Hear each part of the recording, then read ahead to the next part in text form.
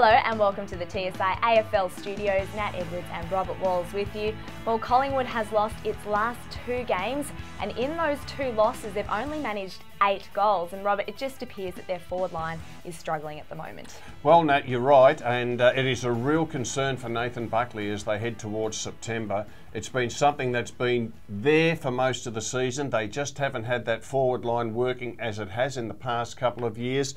The facts and figures tell us that last year Collingwood was kicking on average 17.1 goals a game. This year it's dropped to 14.1 goal a game. Now that's a significant drop. Everybody looks at the 2 big fellows, Travis Cloke and Chris Dawes, and points the finger at them. Well, sure, they haven't played as well as they did last year. Dawes in particular. Dawes last year was averaging 1.5 goals a game. This year that's dropped to 0.7. Travis Cloke isn't kicking as many goals either.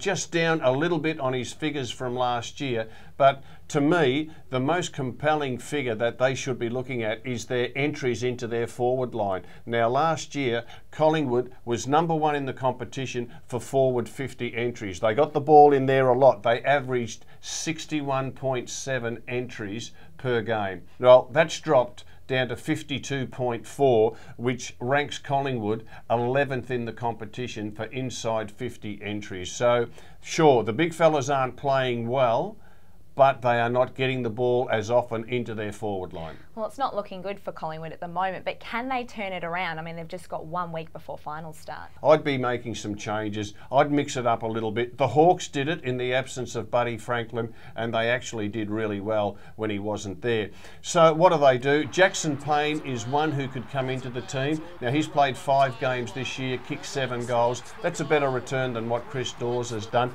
Maybe even be really radical. Why not play Scott Pendlebury as a permanent forward? He's good enough to read the play, get the ball, kick goals, and importantly set goals up for other players. I think he'd be fantastic up forward. Nick Maxwell can go forward and give a contest, take a mark, cause spills, and bring the smaller players into the action. And don't forget Andrew Cracker, who played really well in the reserves on the weekend.